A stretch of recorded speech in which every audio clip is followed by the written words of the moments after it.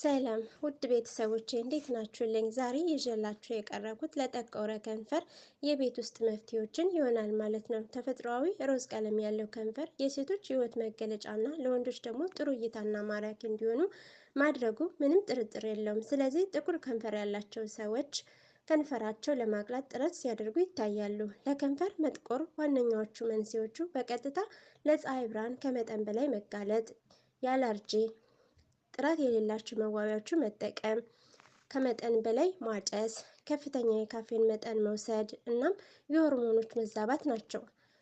ውድ ምርቶችን ሳይገዙ ወይም ደግሞ ወደ ሕክምና ውስጥ ሳያደርጉ የጠቆረ ከንፈርን ለማቅላት ብዙ መንገዶች አሉ።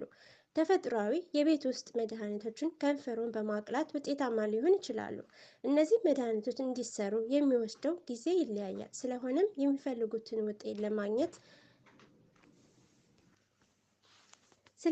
የሚፈልጉትን ውጤት ለማግኘት ሳይሰላቸው መጠቀምን ይጠይቃል። ለከንፈር መጥቆር 10 ምርጥ የቤት ውስጥ መፍትሄዎችን የሚከተሉት ናቸው። አንደኛ፣ ሎሚ። ሎሚ ብዙውን ጊዜ የጠቆረ ቆዳ ንጣፎችና ነጠብጣቦችን ለማከም ያገለግላል። በተፈጥሯዊ መንገድ የጠቆረ ከንፈርን ለማፍካት ሊጠቀሙበት ይችላሉ። ሎሚ የማንጻት ባህሪ ስላለው ለጠቆረ ከንፈር መፍትሄ በመስጠት ተመራጭ ያደርገዋል። አዘገጃጀትና አጠቃቀም። ሎሚ በመጨመቅ ከመተኛቶ በፊት ጭማቂውን በከንፈርዎ ላይ ይቀቡ። ይህንን ቀላል ዘዴ ከ1 እስከ 2 ወራቶች በየቀኑ ይተግብሩት። ቀጭን የሎሚ ቁራጭ በመውሰድ በላዩ ላይ ትንሽ ስኳር ይነስንሱበት። ከዚያም ከንፈርዎን ይሹት። ይህም የሞቱ ሴሎችን በማራገፍ አዲስ ቆዳ እንዲኖረን ያደርጋል። ይህን ዘዴ በየቀኑ ለጥቂት ሳምንታት ይጠቀሙ። በአማራጭነት ግማሽ የሻይ ማንኪያ የሎሚ ጭማቂ፣ ግሊሰሪን እና ማር በመደባለቅ ያዘጋጁ። ከመተኛትዎ በፊት ከንፈርዎን ይቀቡት። አዎንታዊ ውጤቶችን እስከሚያገኙ ድረስ በየቀኑ ይህንን ይተግብሩ። ሁለተኛ፣ ጽጌረዳ ወይም ሮዝ። ጽጌረዳ 3 ዋና ዋና የመድኃኒትነት ባህሪዎች አሉት። ማስታገስ፣ ማቀዝቀዝ፣ እርጥበት አዘል ማርጠብ ናቸው። ጽጌረዳ በተጨማሪም የጠቆረ ከንፈርን ተፈጥሯዊ ሮዝ ቀለምን እንዲላበስ ይረዳል። አዘገጃጀትና አጠቃቀም። 1 ጠብታ የሮዝ አበባ ውሃ ከትንሽ ጠብታ ማር ጋር በመቀላቀል ከንፈርዎን ይቀቡት። ይህን በቀን 3 ወይም 4 ጊዜ ያድርጉ።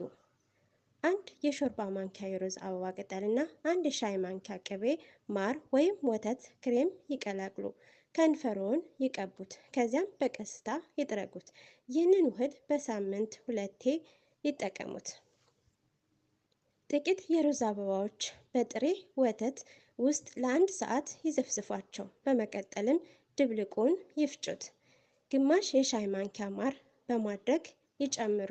ይህንን ውህድ ከንፈርዎን በመቀባት ለ15 ደቂቃ ያህል ያቆዩ። ይህን በቀን 2 ጊዜ ያድርጉ። ሶስተኛ፣ የወይራ ዘይት ወይም ኦሊቭ ኦይል። የወይራ ዘይትም ከንፈርዎን ህያውና የለመለመ እንዲሆኑ በማድረግ ሊያገለግል ይችላል።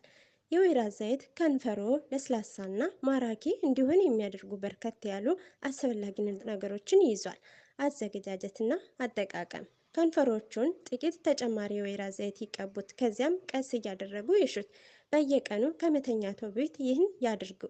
አንድ አማራጭ፣ ግማሽ የሻይ ማንኪያ ስኳርና ጥቂት ተጨማሪ የወይራ ዘይት ይቀላቅሉ። ከንፈርዎን በሳምንት 1 ጊዜ በመቀባት በቀስታ ይጥረጉ። ይህ ውህድ በ1 ወይም በ2 ወር ውስጥ የከንፈርዎን ተፈጥሯዊ ቀለም እንዲመልስ ያደርገዋል። አራተኛ፣ ስኳር። ስኳር የሞቱ የቆዳ ሴሎችን ቀርፎ የማንሳት አዲስ ከንፈር እንዲኖረዎት ያደርጋል። አዘገጃጀት 1 የሻይ ማንኪያ ስኳር እና እንዲሁም ደግሞ ግማሽ የሻይ ማንኪያ የወይራ ዘይት አንድ ላይ በመጨመር በመዋሃድ ከዛም ከንፈሮችን ማሳጅ ያድርጉ፣ ይቀቡ። ይህንንም በሳምንት በተደጋጋሚ ያድርጉ። ሌላው ደግሞ ስኳርና ሎሚ ትንሽዬ ጠብ በማድረግ አቀላቅለው ከንፈሮችን ማሳጅ በማድረግ ከንፈራችንን ጥቋቁር የሆኑትን እንዲቀላ ያደርግልናል። አምስተኛ፣ ቀይ ስር። ሐምራዊ ከንፈሮችን እንዲያገኙ ሊረዱ የሚችል ሌላ በቀላሉ የሚገኝ ንጥረ ነገር ቀይ ስር ነው። ቀይ ስር የጠቆረ ከንፈርን ሊያቀላል የሚችል ተፈጥሯዊ የማጥራት ችሎታ አለው። አዘገጃጀትና አጠቃቀም። ከመተኛቱ በፊት ንጹህ የቀይ ስር ጭማቂ በከንፈሮ ላይ ያድርጉ። በመቀጠልም ቀን ጠዋት ይታጠቡት። ጭማቂው ተፈጥሯዊ ቀይ ቀለም ስላለው የጠቆረ ከንፈሮን ወደ ሮዝ ከለር ይቀይረዋል። ወደ መኝታ ከመሄድዎ በፊት በየቀኑ ይህንን ያድርጉ። በእኩሉ መጠን ቀይ ስርና ካሮት ጭማቂ ቀላቅለው በከንፈሮ ላይ መቀባት ይችላሉ። በቀስታ ማሳጅ እና ለብ ባለ ውሃ ከመታጠብዎ በፊት ለ10 ደቂቃ ይተዉ። ይህን በቀን አንድ ጊዜ ለሳምንት ወይም ለ2 ሳምንት ያድርጉ። ስድስተኛ ኩከምበር። ኩከምበር የሚያበራ ቆዳ እንዲኖረው ወኪል በመሆን ይሰራል። በቁራጭ ኩከምበር ከንፈሮቹን በቀስታ ይሹት። በሚያሹበት ጊዜ ከንፈሮቹ ጭማቂውን ይመጠዋል። በየቀኑ ለ5 ደቂቃዎች ይህን ያድርጉ። ሰባተኛ ማር። ማር ከንፈሮ ተፈጥሯዊ ሮዝ ቀለም እንዲኖረው እና እንዲለሰልስ የሚያግዝ ተፈጥሯዊ እርጥበት አዘል ንጥረ ነገር ነው። አዘገጃጀትና አጠቃቀም ከመኝታው በፊት ከንፈሮ ማር ይቀቡት። ከዚያም ሌሊቱን ይተዉት። ጠዋት በሞቀ ውሃ ይታጠቡ። ከንፈሮ ሐምራዊ በማድረግ በየቀኑ ይህንን ያድርጉ። ግማሽ የሻይ ማንኪያ እርጎ፣ ማርና ግራማ ዱቄት ቀላቅለው ያዘጋጁ። ከዚያም ከንፈሮን በመቀባት ለ30 ደቂቃ ይተዉት። ከ30 ደቂቃ በኋላ በሞቀ ውሃ ይታጠቡት። ይህንን ሂደት በየቀኑ አንድ ጊዜ ይጠቀሙት። ስምንተኛ የለውዝ ዘይት ወይም አልመንድ ኦይል። የለውዝ ዘይት ማለስለስና የእርጥበታማ ባህሪ ስላለው ለጠቆሩ ከንፈሮች በስፋት ጥቅም ላይ የሚውሉ በቤት ውስጥ መፍትሄ ናቸው። አዘገጃጀትና አጠቃቀም 5 ወይም 6 ጠብታ የአልመንድ ዘይት ከአንድ የሾርባ ማንኪያ ጋር በማቀላቀል ደረቅ በሚሰማቸው ጊዜ በከንፈሮ ላይ ያድርጉ። በቀናት ውስጥ ከንፈሮ ለስላሳና ተፈጥሯዊ ሮዝ ፍካት ይሆናል። ለማቃለል በእኩል መጠን በካስተር ዘይት እና በአልመንድ ዘይት ደብልቀው ከንፈሮን ማሸት።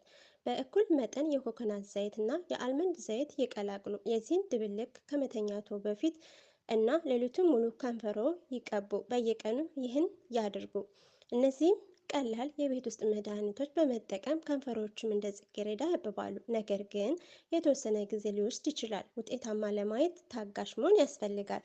ስለተከታተላችሁኝ አመሰግናለሁ። ቀጣዩን ደግሞ በሌላ ጊዜ እስከማቀርብላችሁ መልካም ጊዜ ይሆንላችሁ።